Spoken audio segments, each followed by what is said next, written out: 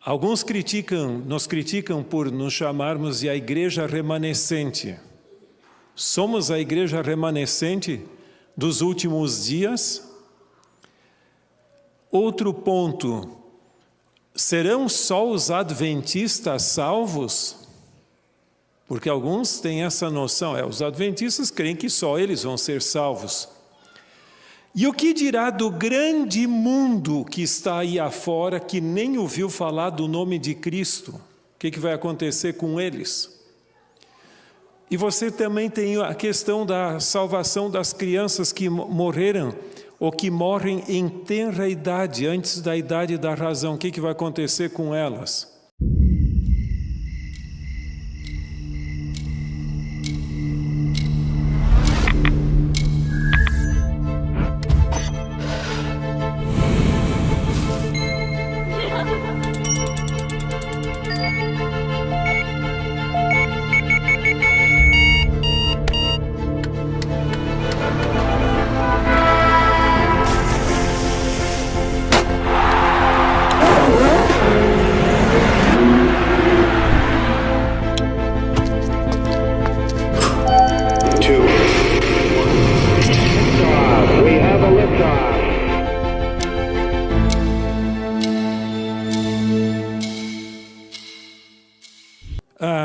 Vamos começar as nossas considerações, aliás, avançar um pouquinho mais agora sobre o conceito de remanescente histórico.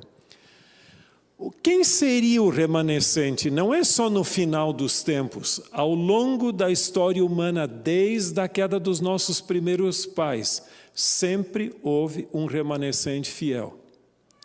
No conflito entre Caim e Abel, quem era o remanescente? Abel, você tinha um. E normalmente você pode perceber uma coisa, quem persegue e até mata, não é o remanescente, é o não remanescente. Isso ocorre ao longo da história humana até nossos dias. Quem é perseguido e quem persegue. Eu gostaria de destacar alguns exemplos bíblicos só para nossa consideração, porque a gente pode tirar lições importantes para caracterizar o remanescente dos últimos dias. E um nome clássico que surge é o de Noé. Veja uma coisa, o texto é claro que Deus decidiu destruir o mundo por causa da sua impiedade, da sua perversidade.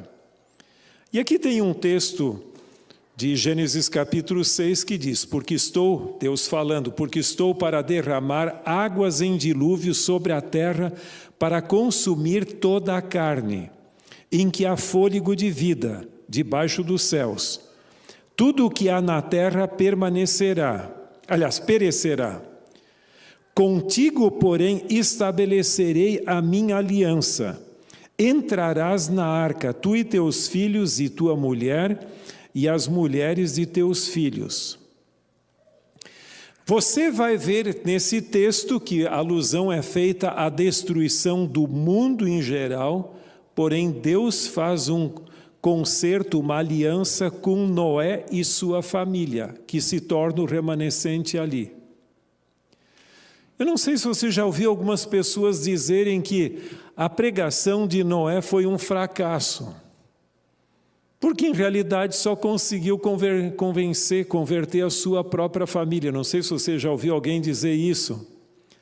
Cuidado com esse tipo de declaração, porque se você der uma olhada no que Ellen White tem a dizer sobre o assunto, ela dá uma perspectiva um pouco diferente. Veja o que ela diz nessa declaração, apenas a título de exemplificação. Durante 120 anos, Noé proclamou a mensagem de advertência ao mundo antediluviano, mas apenas alguns se arrependeram.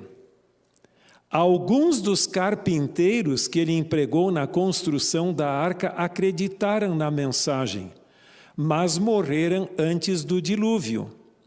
Outros convertidos de Noé retrocederam. Os justos na terra eram poucos e apenas 8 viveram para entrar na arca. Esses eram Noé e sua família. Então não diga que foi um fracasso, é lógico que ele cumpriu a missão dele. Mas nós temos aí, pelo menos nessa declaração, evidência de que alguns carpinteiros aceitaram a mensagem e morreram antes. E outros depois apostataram, como a gente fala hoje.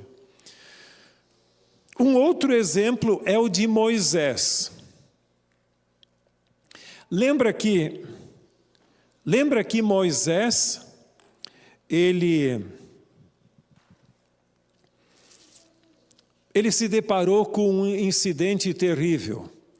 Enquanto ele estava lá no alto do monte, recebendo as instruções, tendo visto um modelo, uma maquete para implementar no santuário terrestre, no tabernáculo, e recebendo as instruções, o seu irmão já estava com a falsificação, o bezerro de ouro.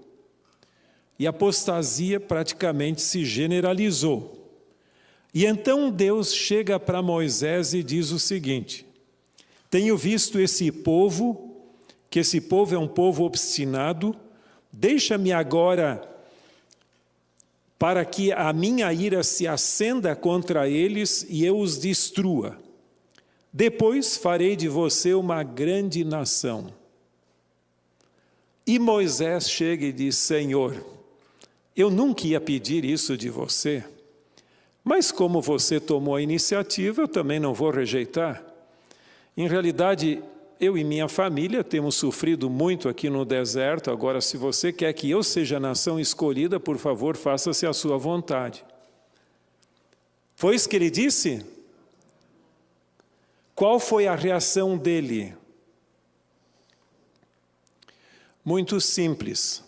Você tem nesse texto: assim Moisés voltou ao Senhor e disse: ah, que grande pecado cometeu este povo! Fizeram para si deuses de ouro, mas agora eu te rogo, perdoe-lhes o pecado, senão risca-me do teu livro que escreveste. Esta declaração é muito emblemática, ela representa a atitude do remanescente. Alguns têm uma ideia de que o remanescente é aquele indivíduo que é melhor que os demais e que se acha, como se diz em português, que se acha o bom e o tal. Mas é exatamente o oposto.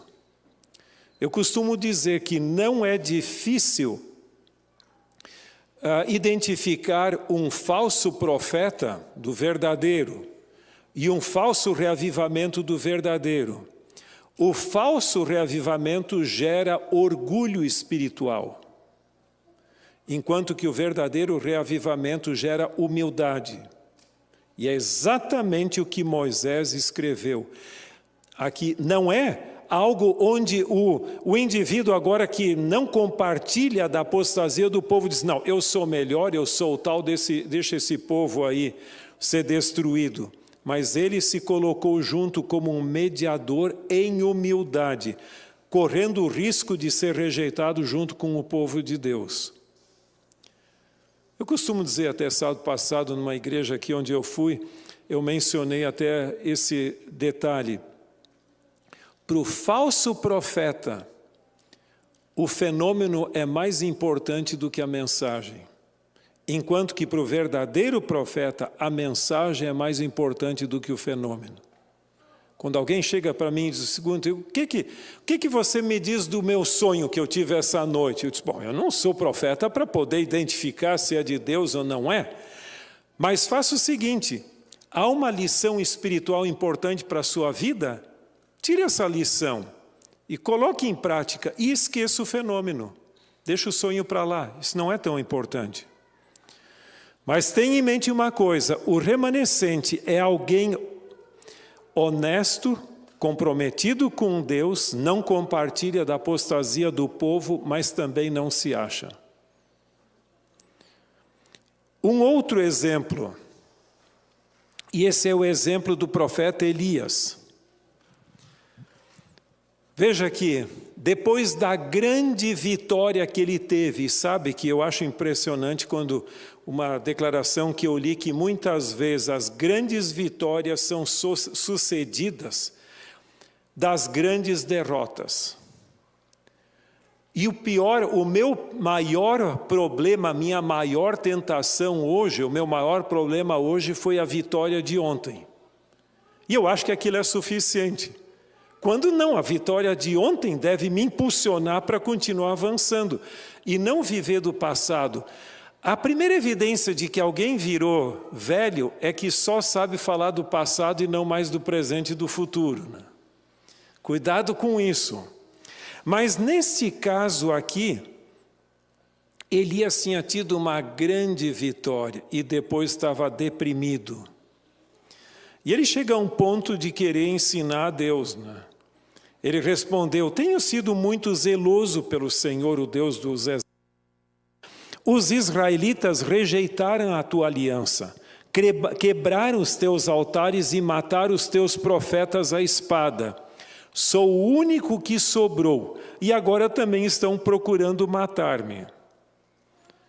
É óbvio que dos profetas ele era o único, mas dá a impressão que ele também não tinha não estava bem consciente de que haviam outras pessoas tementes a Deus.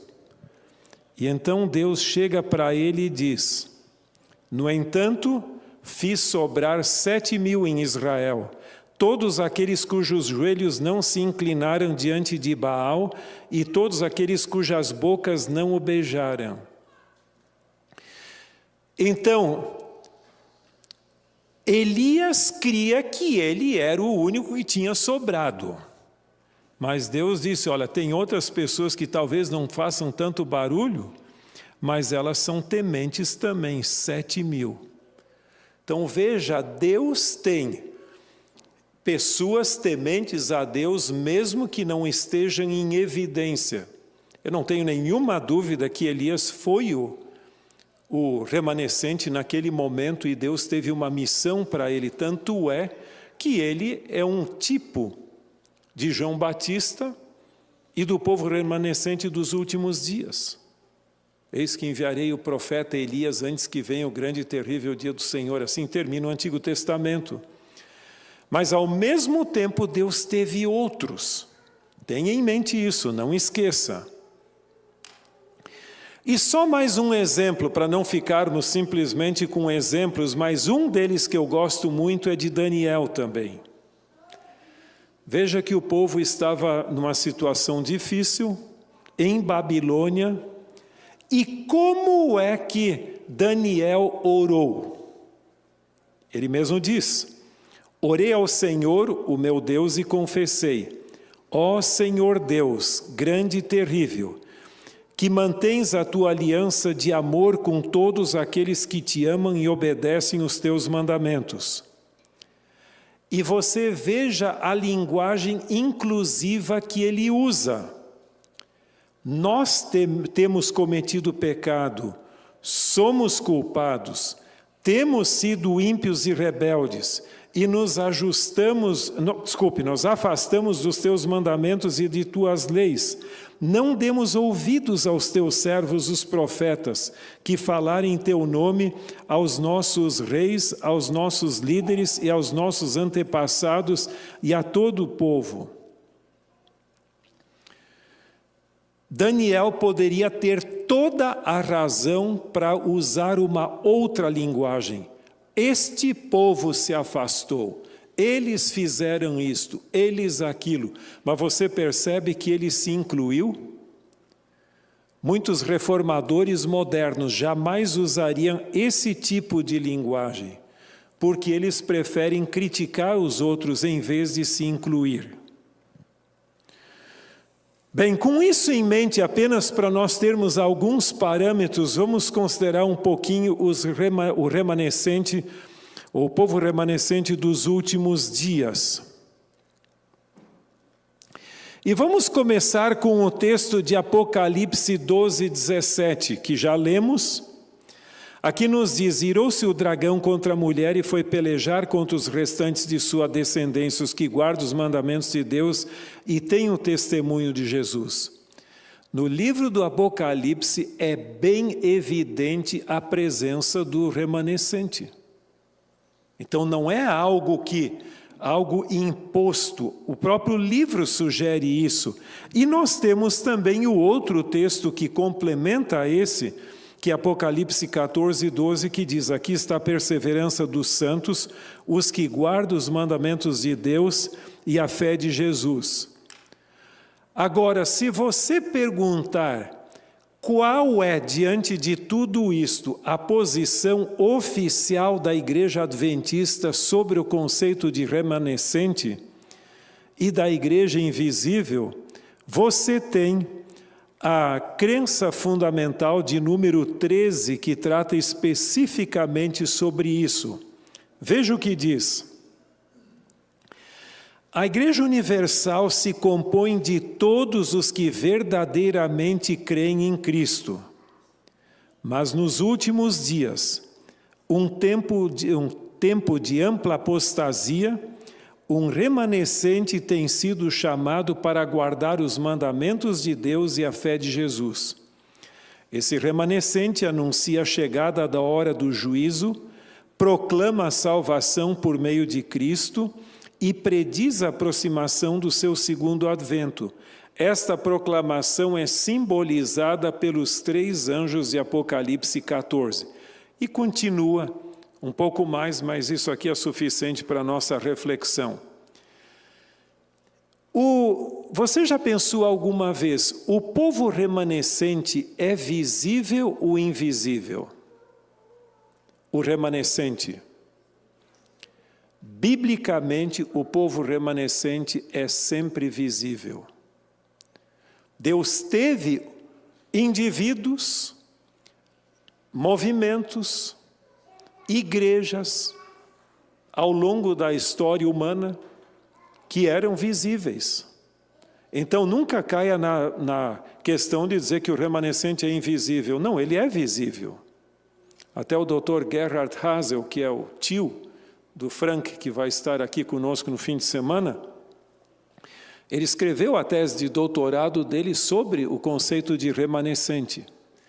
Mas, ao mesmo tempo que Deus tem o seu povo remanescente, aquele que mais se aproxima do compromisso com a palavra de Deus, também existem aquelas pessoas sinceras que servem a Deus em outras denominações e outros lugares, e isso que é mencionado como sendo a Igreja Universal, ou seja, que compõe os demais.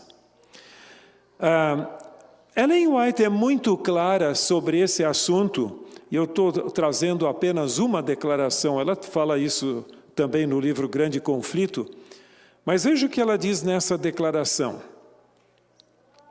Deus tem filhos, muitos deles nas igrejas protestantes, e um grande número nas igrejas católicas, que são mais fiéis para obedecer à luz e para proceder de acordo com o seu conhecimento do que um grande número entre os adventistas observadores do sábado que não andam na luz.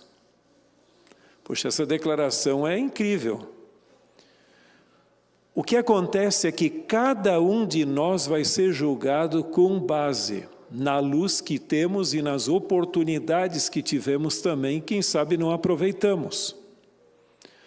Uma pessoa que, quem sabe, seja simples analfabeta, pode estar diante de Deus melhor do que eu, ou quem sabe você. Você lembra que em um momento do seu ministério, Jesus até chegou a dizer que publicanos e meretrizes vos precedem no reino de Deus. O que acontece? A luz, ela gera responsabilidade. E quem mais luz tem, mais responsável é. Mas, muitas vezes, nós não levamos em consideração. Vamos ler só mais uma vez essa declaração que eu acho muito importante. Deus tem filhos, muitos deles nas igrejas protestantes e um grande número nas igrejas católicas. E agora vem a lição para nós, que são mais fiéis para obedecer à luz e para proceder de acordo com o seu conhecimento do que um grande número de adventistas observadores do sábado que não andam em conformidade com toda a luz que tem. Então, quando alguns dizem que Ellen White ou que a Igreja Adventista crê que só os adventistas vão ser salvos, é que a pessoa pega alguma declaração isolada e esquece esse lado, como se a moeda tivesse um só lado. Agora, entrando no lado da sacudidura também, Ellen White tem um conceito, se você der uma lida no livro Eventos Finais, você tem um capítulo sobre a sacudidura, e em outros lugares também, mas tomando em consideração aquele, onde ela deixa bem claro que como igreja, nós temos o verdadeiro adventista, que eu identifiquei ali com o V, e o falso adventista com o F. Então, toda a igreja tem isso. Você tem o verdadeiro católico, você tem o falso católico nominal. Você tem o verdadeiro batista, o falso batista. Então, nunca procure julgar uma denominação, independente de qual for, pelo que de pior ela tem. Sempre procure avaliar com base naqueles que melhor representam o pensamento da denominação, porque você tem distorções em tudo que é lugar. E nós, como adventistas, nós não somos uma exceção. Nós temos o verdadeiro adventista e o falso adventista. Quando ocorrer a sacudidura final, ou seja, quando diante dos desafios dos últimos dias, quem será manifesto, segundo Ellen White, o falso adventista vai largar a igreja. Se você quiser estudar um pouquinho mais isso, eu até orientei uma tese de doutorado sobre esse assunto do Heraldo Vander Lopes, onde ele fala de algumas dezenas de motivos para a sacudidura. Então, não é um só. Se você der uma olhada nesse trabalho dele, o conceito de sacudidura escatológica nos escritos de Ellen White, ele identifica vários deles. E entre eles, obviamente, está o aceitar falsas doutrinas. Então, segundo Ellen White, nos últimos dias, quando as coisas realmente complicarem, o falso adventista vai cair fora, o verdadeiro permanece e os outros filhos de Deus vão se unir para os eventos finais. Mas os movimentos dissidentes, eles dizem exatamente o contrário. Que o falso adventista permaneça dentro desta corporação apostatada que é a igreja mãe, agora o verdadeiro deve sair para um movimento de maior santidade. Você percebe que é uma inversão completa desse conceito de quem sai e de quem fica? Agora, a pergunta é a seguinte: só os adventistas serão salvos? Jamais. A senhora White chega ao ponto de dizer que a maioria vai nos abandonar. Não é a minoria, a maioria. Agora, ela tem um conceito que eu gostaria de mencionar um pouquinho, precisa ficar bem claro para a gente não distorcer também esse lado. Em Romanos capítulo 2,14, há uma declaração onde o apóstolo Paulo diz o seguinte: Quando, pois, os gentios que não têm lei procedem por natureza de conformidade com a lei, não tendo lei, servem eles de lei para si mesmos. Em vários lugares, Ellen White comenta esse texto. E deixa-me só chamar a atenção, aqui se você quiser dar uma olhada por sua conta depois, você tem esses lugares, umas 6 diferentes citações onde ela trata disso. A paginação aqui é com base na mesma que aparece na internet em português, que não é a nova versão, mas a padrão que coincide com a paginação do inglês. Então, no Desejar a Todas as Nações, você tem 2 declarações, educação também 2. no Parábolas de Jesus e no Profetas e Reis todo um capítulo, intitulado Esperança para os Gentios. Veja o que ela diz nessa declaração. Essa vem do Profetas e Reis. O divino plano de salvação é amplo bastante para abranger o mundo todo. Deus anseia por insuflar na prostrada humanidade o fôlego de vida. E Ele não permitirá fiquem desapontada qualquer alma que seja sincera em seu anelo de algo mais elevado e mais nobre que aquilo que o mundo possa oferecer. É lógico que ali você tem muito mais que ela diz, mas aqui ela é bem clara. O divino plano da salvação é amplo bastante para abranger os adventistas? Sim, mas não só, né? Os demais evangélicos também. Mas ela diz o mundo todo. E o mundo todo, segundo é evidente, também envolve os não cristãos.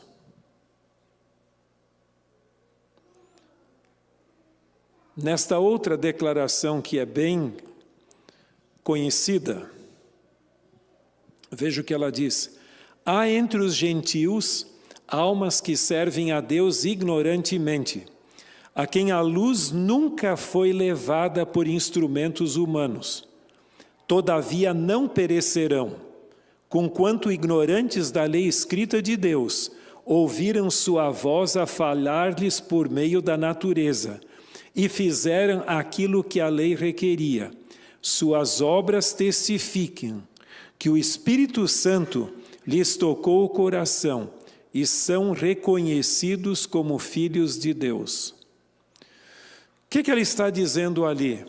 Mesmo entre os gentios, que não tiveram conhecimento da lei escrita de Deus, ou seja, dos ensinamentos da palavra de Deus, e não ouviram, talvez, falar de Cristo, mas dentro de sua ignorância, eles procuraram seguir o mais de perto o que eles conheciam, a luz que tinham, e não serão decepcionados.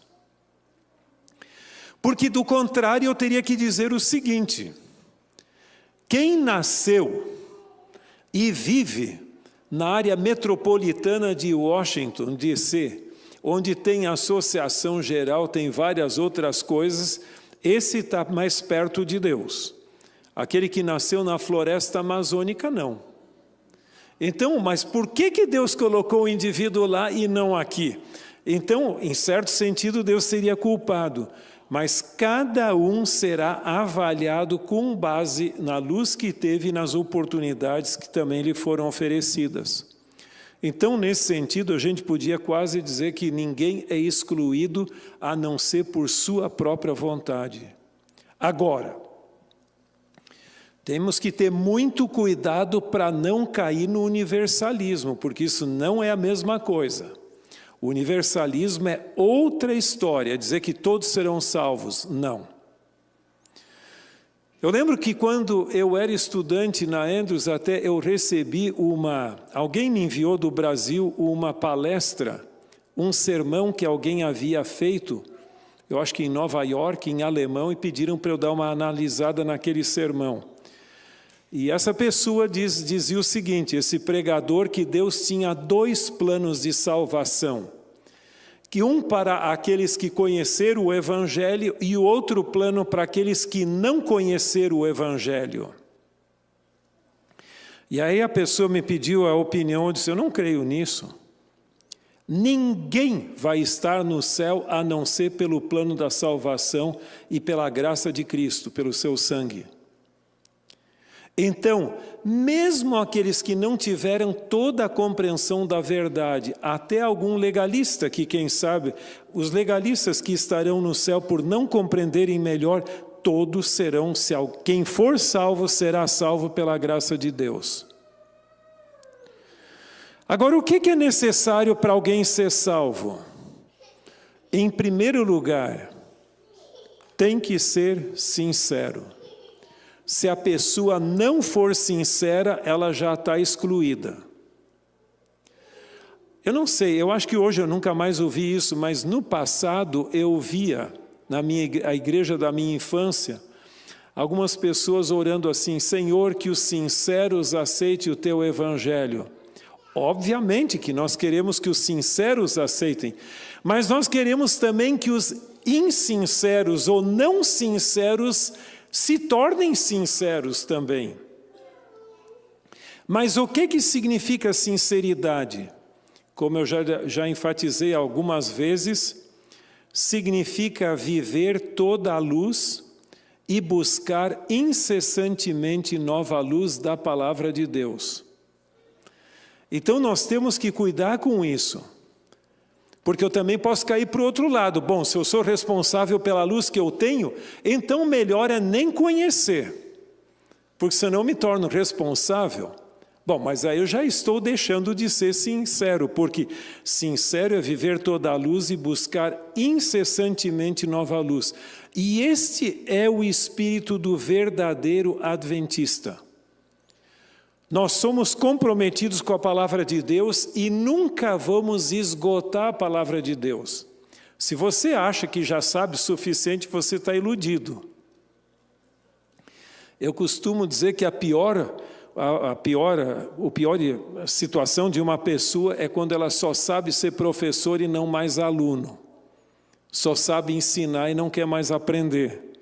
Quando a gente sempre vai aprender. Se nós vamos estudar o amor de Deus por toda a eternidade e nunca vamos esgotá-lo, como você pode ter a ilusão de que já sabe tudo? Pelo menos do amor de Deus, não. Tempo. Tem um outro ponto.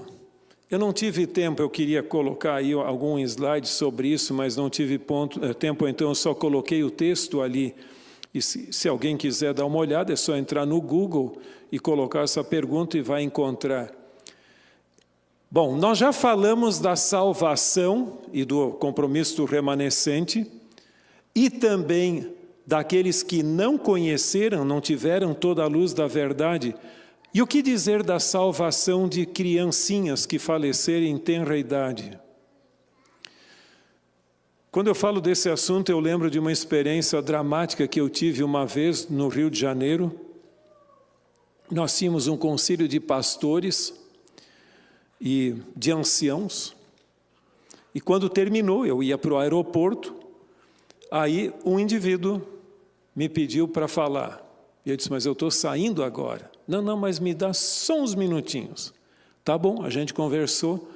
E ele explicou uma coisa para mim. Ele disse, sabe que a minha esposa está grávida e o médico dela, e não só o médico dela, mas alguns outros também atestaram que o feto que ela tem não tem cérebro e que não vai sobreviver e que o melhor é abortar. O que você me diz? Eu disse, em primeiro lugar, essa é uma decisão da sua esposa. Num caso como esse, onde uma junta médica atestou que não tem cérebro e não tem condições de sobreviver, é uma questão que ela vai ter que decidir juntamente em diálogo com você. Mas eu diria que você deveria respeitar o sentimento dela. E aí eu disse, eu vou fazer o seguinte, eu vou escrever um artigo pequeno e vou enviar para você e aí você pode compartilhar com ela. E foi exatamente isso que você encontra na internet aí. Por alguma coincidência da vida, eu encontrei ele em outra ocasião. E ele me explicou o seguinte, olha, eu agradeço, aquele texto ajudou muito minha esposa e tal, mas tem um detalhe, ela optou por não abortar. A criança nasceu e sobreviveu por 14 dias. E foi suficiente para ela ter o luto dela. Depois a criança faleceu e aquilo fez muito bem emocionalmente para ela ter essa oportunidade. Agora a pergunta é o que Ellen White diz sobre esse assunto agora também, porque, afinal de contas, é um ponto importante. Ela tem 3 declarações diferentes, principalmente no livro Mensagens Escolhidas, o volume 3, eu creio que no volume 2 também, você pode conferir depois se quiser, se tiver interesse. Ela diz que filhos de pais que forem salvos serão salvos também, porque a justiça dos pais é extensiva aos filhos em tenra idade. E ela usa ali a ilustração lá do sangue na verga da porta, lá quando os israelitas saíram do Êxodo, e que aquilo ali gerava salvação para todos.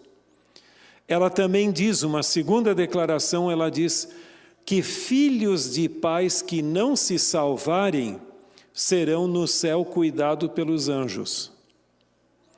E ela fez um apelo até para a irmã dela, que não tinha nenhum, irmã gêmea, Elizabeth, que não tinha nenhum interesse em religião. Ela disse, como vai ser quando a pequena filhinha vai estar no céu sem a sua mãe? E ela chegou a dizer bem claramente, porque tinha perdido a pequena Eva. Até se você for no cemitério lá em Gorham, você pode ver a sepultura da filhinha, que ela mesma disse que a senhora White falou que estaria no céu. E a terceira declaração é, se todos os filhos de pais que não se salvarem serão salvos, nós não sabemos. Mas, só para você ter uma ideia nesse sentido. Então, quem diz que só o adventista batizado 100% estará no céu, desconhece boa parte ou intencionalmente não leva em consideração todas essas variantes que existem.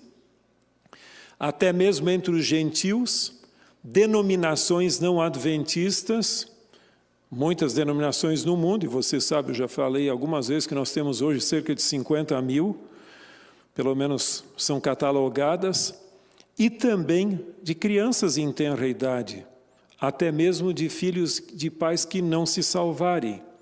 Então, nunca diga que é só os adventistas. Um não adventista pode salvar e eu me perder. Agora, a grande pergunta, num caso como esse, seria... Bom, eu acabei não passando ali, mas ali você tem a referência, o título pelo menos. A grande pergunta que surge então, mas se esse é o caso, qual é a vantagem que eu tenho de então me comprometer com a palavra de Deus e ser um adventista do sétimo dia? Em primeiro lugar, nós cremos que a Igreja Adventista é um movimento profético, que não é meramente uma igreja, um movimento profético de restauração da verdade nos últimos dias. Isso nunca deveria nos levar a um orgulho espiritual, mas a um compromisso espiritual, uma missão que nós temos. E com isso, eu gostaria de caminhar para nossas considerações finais e veja o seguinte, se você tomar a sério o que Cristo disse, ele foi muito claro. Ele disse para os seus discípulos que o verdadeiro Espírito, aliás, o verdadeiro Filho de Deus é aquele que é guiado pelo Espírito Santo a toda a verdade. E não só a verdade que eu mais gosto, aquela que mais me convém, mas a toda a verdade. Por sua vez, falando com o próprio Satanás, Jesus disse que ele deve viver de toda a palavra que procede da boca de Deus. Não só de pão vive o homem, mas de toda a palavra. E quando você vai para a grande comissão de Mateus 28, 20, você tem a mesma ênfase sendo ecoada, ensinando-os a guardar todas as coisas que vos tenho ensinado. Então, em outras palavras, se nós queremos, como adventistas do sétimo dia, sermos leais ao que Cristo, aos ensinos de Cristo, nós não podemos nos satisfazer com menos do que todo o compromisso com a verdade. Nós vivemos num mundo onde as pessoas querem reavivamento, mas não reforma, porque isso muda a minha vida. Querem aceitar a Jesus como Salvador, mas não como Senhor. Eu costumo até brincar que seria irônico se eu dissesse assim, eu amo muito a minha esposa, mas detesto as ideias dela. Não tem como andar juntos se a pessoa não tem pelo menos algo em comum. O problema não é a etnia, é a cultura. Neste caso, nós não podemos nos satisfazer com menos do que isso. Nós não só enfatizamos a exclusividade da Escritura sobre as demais fontes de verdade, mas também a sua totalidade. E eu creio que a Reforma Protestante foi mais bem sucedida com o princípio da exclusividade da Escritura, o sola Escritura, do que com a tota Escritura, a totalidade. E se nós temos algo a oferecer, é este compromisso com toda a palavra de Deus. Agora, veja o que Ellen White diz. E essa declaração é muito importante. Em sentido especial, foram os adventistas do sétimo dia postos no mundo como vigias e portadores de luz. A eles foi confiada a última mensagem de advertência ao mundo a perecer. Sobre eles incidiu a maravilhosa luz da palavra de Deus. Foram incumbidos de uma obra da mais solene importância, a proclamação da primeira, segunda e terceira mensagens angélicas. Nenhuma obra há de tão grande importância. Não devem eles permitir que nenhuma outra coisa lhes absorva a atenção. Você percebe que Ellen White, ao mesmo tempo que fala do privilégio, que ela diz aqui e fala dessa maravilhosa luz, você vê no final da quarta sentença, sobre eles incidiu a maravilhosa luz da palavra de Deus, ela também diz que foi-lhes confiada e também foram incumbidos desta obra. Portanto, nós temos uma missão solene dentro desse mundo. E nós devemos ter uma autocompreensão do que significa ser um adventista do sétimo dia e que responsabilidade pesa sobre nós. E concluindo, eu gostaria de simplesmente pensar numa última questão. Quando você, como adventista do sétimo dia, ou se você não é um adventista, mas quando você é convidado para se tornar um adventista, ou você convida alguém para vir para a igreja, qual é a abordagem que nós devemos seguir? Cuidado com algumas pessoas têm aquele conceito que há igrejas que não têm nada de verdade, então você tem que esquecer tudo o que você já aprendeu e começar do zero. Eu gosto muito de uma declaração do Mervyn Maxwell no seu livro História do Adventismo. Eu não tive tempo de buscar o meu exemplar em casa, em português, mas você tem a apostila que era usado no livro-texto com a mesma declaração, mas se você tiver o livro História do Adventismo, o Tell It to the World, você vai encontrar essa declaração lá dentro também. Veja o que ele diz. Quando os adventistas convidam um amigo a deixar sua denominação e tornar-se um adventista do sétimo dia, não esperem que ele desista de tudo quanto sabe como metodista, ou batista, ou presbiteriano, ou católico. Longe disso. Ele deve abrigar ainda mais calidamente na Igreja Adventista do sétimo dia cada bela faceta da verdade que aprendeu sobre Jesus em sua igreja anterior, acrescentando as gloriosas coisas que já conhece à grande e vital verdade descoberta pelos adventistas do sétimo dia. Então, o que significaria isto?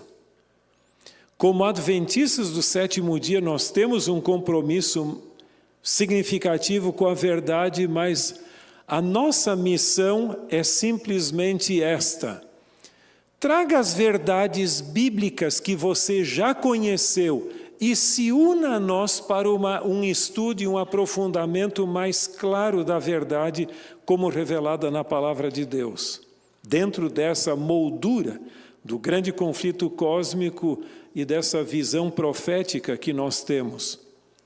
Essa é uma visão muito importante. Sabe que alguns nos acusam de sermos pescadores de aquário. Você já ouviu isso? Que, você tira pessoas de dentro.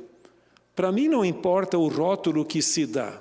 Para mim, rótulo é uma confissão de fraqueza. Quando o argumento não é convincente, eu tenho que lhe rotular, porque não tem mais o que sobra, né? Você é xenofóbico, você é isso, você é aquilo, você é aquele outro e tal e tal. Vamos argumentar no nível racional. Então, num caso como esse, em realidade não importa. Enquanto seres humanos precisam aprofundar o seu conhecimento da palavra de Deus, quer estejam eles onde estiverem, mesmo dentro da igreja, a nossa missão não cessa. Vamos estar juntos, nos aprofundarmos na relação com Cristo e no compromisso com sua palavra. E que Deus possa ajudar que você e eu tenhamos esta visão de adventismo, como alguém constantemente buscando algo mais na palavra de Deus, sem especular dentro dos parâmetros, porque também a senhora White diz o seguinte, que muitas vezes nova luz não passa de novas trevas, né? Não é isso que a gente precisa.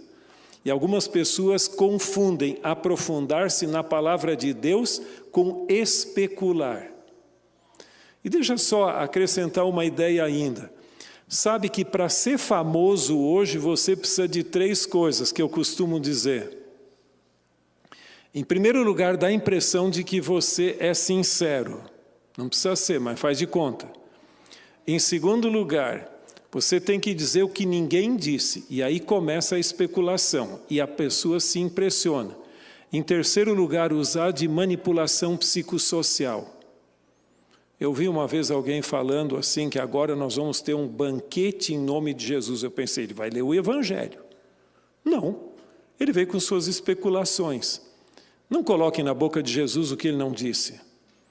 E a senhora White até também fala que nós devemos colocar nossas opiniões como opiniões e não como a verdade.